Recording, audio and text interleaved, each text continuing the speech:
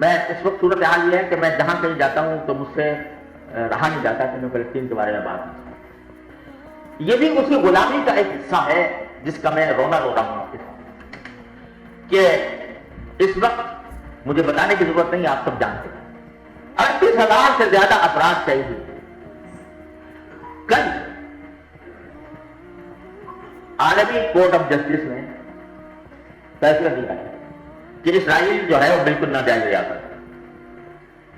اقوام متحدہ کی قراردادیں آ چکی ہیں اور اس کے باوجود وہ روز باری کا دائرہ ہسپتالوں پر، اسکولوں پر، بچوں پر، عورتوں پر ظلم و ستم کا ایک پہاڑ اسے چھوڑتا ہے. اس کے مقابلے میں آپ دیکھیے ہم کیا مراکش سے لے کر انڈونیشیا تک اسلامی ممالک کی ایک زنجیر ایک دوسرے سے ملی ہوئی، کڑے سے کڑا ملا ہوا، مراکش سے انڈونیشیا تک. اور سب یہ نظارہ دیکھتے ہیں کہ مسلمان عورتوں کو، بچوں کو، نوزائیدہ بچوں کو، ہسپتالوں کو، اسکولوں کو نشانہ بنایا جائے. لیکن کوئی اس کے اوپر کوئی عملی اقدام کرنے کو تیار نہیں. زبانی طور پر بھی مذمت کرنا، یہ بھی زبان کو توفیق نہیں ہو رہی، کم از کم مذمت ہی کر رہے ہیں. کیوں؟ اس لیے کہ ہم سب غلام ہیں. یہ مراکش سے لے کر انڈونیشیا تک پورا قطع زمین جو بیچوں بیچ واقع ہے دنیا کے، جس کے پاس شاہراہیں ہیں. اگر آپ غور کریں تو اس وقت پوری دنیا میں جو مسلمان ہے بحیثیت کمیونٹی، مسلمان جو ہے وہ کبھی بھی اتنا دولت مند اور اتنا باوسیلہ نہیں رہا جتنا آج. تیل ان کے پاس ہے، گیس ان کے پاس ہے، دنیا کی دولت ان کے پاس ہے، اور دنیا کی عظیم ترین شاہراہیں ان کے پاس ہیں. سویز ان کے پاس ہے، باسورس ان کے پاس ہے، خلیج اعظم باب المندب ان کے پاس ہے، جبل الطارق ان کے پاس ہے، اپنا ہرمز ان کے پاس ہے.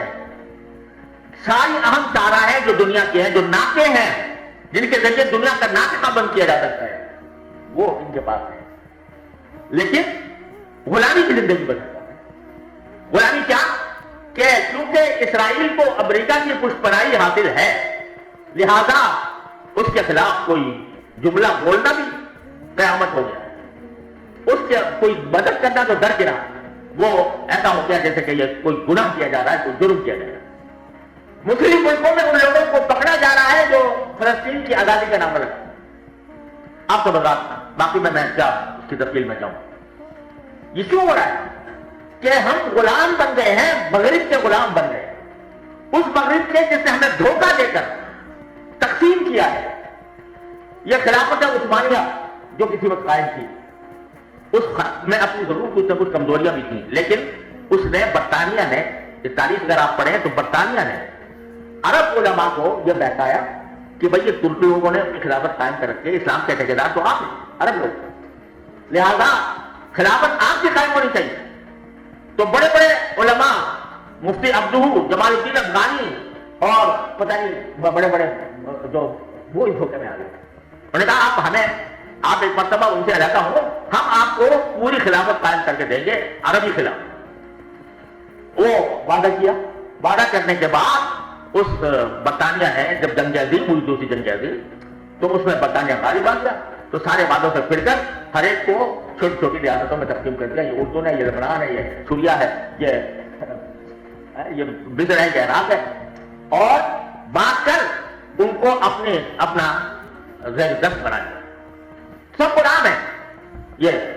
اور یہ خلیج کی ریاست ہے، آپ دیکھیں ساری دولت ان کے پاس ہے، لیکن چونکہ امریکی اڈے وہاں پر قائم ہیں، لہذا وہ چھو نہیں کر سکتے. وہاں پر اگر کوئی شخص نام لے فلسطین کی آزادی کا، اس کی جگہ جیل. یہ صورتحال ہے. تو اس صورتحال پر بھی دیکھیں زمانہ ہر وقت ایک جیسا نہیں رہتا. میرا دل یہ کہتا ہے کہ یہ تاریخی لمحہ ہے فلسطین کے معاملے میں. یہ ایک ایسا تاریخی لمحہ ہے جس کو ناؤ اور نیور جسے کہا جاتا ہے. یہ اس سے اگر فائدہ اٹھا لیا گیا، امت مسلمہ اس سے فائدہ اٹھا لے، تو ہمیشہ کے لیے غلامی کا جوا اتار سکتی ہے، ہمیشہ کے لیے غلامی سے وہ ختم کر سکتی ہے۔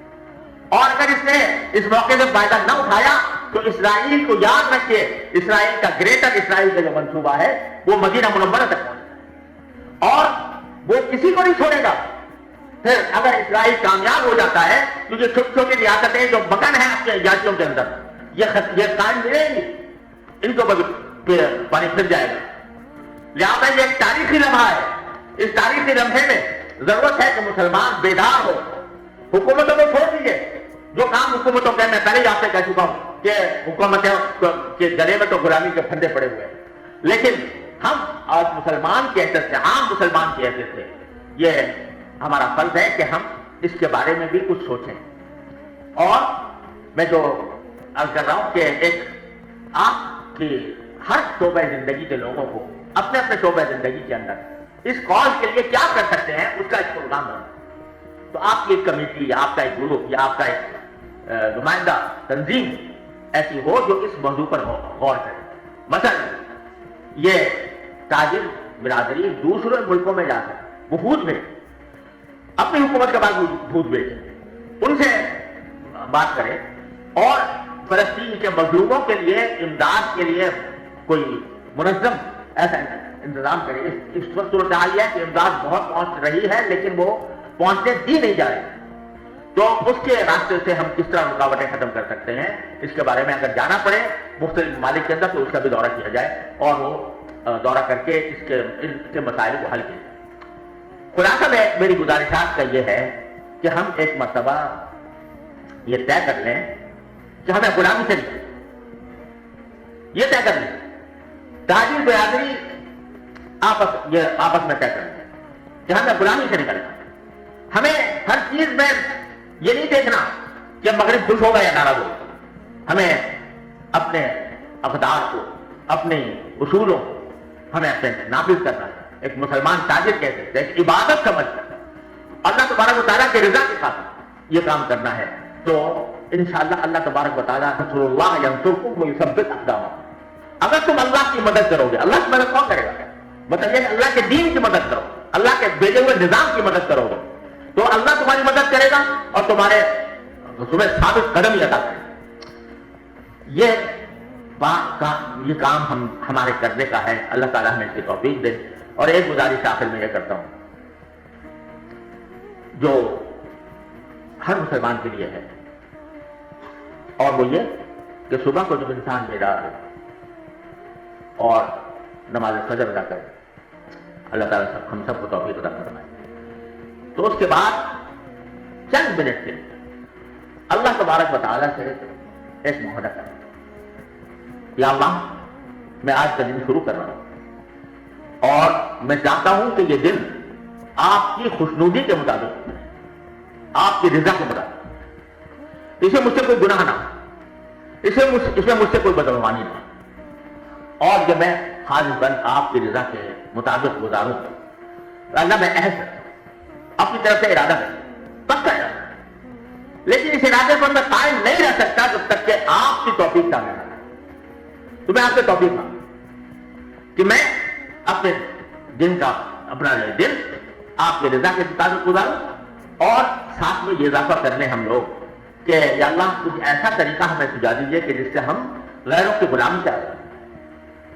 یہ صبح کو 2 منٹ کا کام ہے، 2-3 منٹ، اگر قرآن کریم کی تھوڑی سی تلاوت ہو جائے تو سبحان اللہ، اور اس کے ساتھ بڑی دعا، سارا دن پھر ذرا ذہن میں رہے کہ میں نے یہ عہد کیا، اور پھر رات کو سونے سے پہلے پھر 2 منٹ، یا اللہ میں نے آج صبح آپ سے عہد کیا تھا اور ساتھ ہی آپ سے توفیق مانگی تھی کہ میں آپ کی رضا کے مطابق زندگی گزاروں، آپ کی رضا میں دن گزاروں، تو پتہ نہیں میں کہاں بہکا، کہاں بھٹکا، آپ جہاں کہیں میں بہکا ہوں، جہاں میں بھٹکا ہوں، اے اللہ اس پر میں مغفرت چاہتا ہوں، استغفار دیتا ہوں، توبہ۔ صبح کو وعدہ، شام کو توبہ، رات کو توبہ۔ یہ عمل ہر انسان اس سارے پس منظر کو ذہن میں رکھتے ہوئے جو میں نے آپ حضرات کے سامنے عرض کیا کہ غلامی سے نکلنا، تو یہ کر کے کرے تو انشاءاللہ ممکن نہیں ہے کہ اللہ تبارک و تعالیٰ ہمیں بے یاسرت میں یاروں مددگار کو اللہ تبارک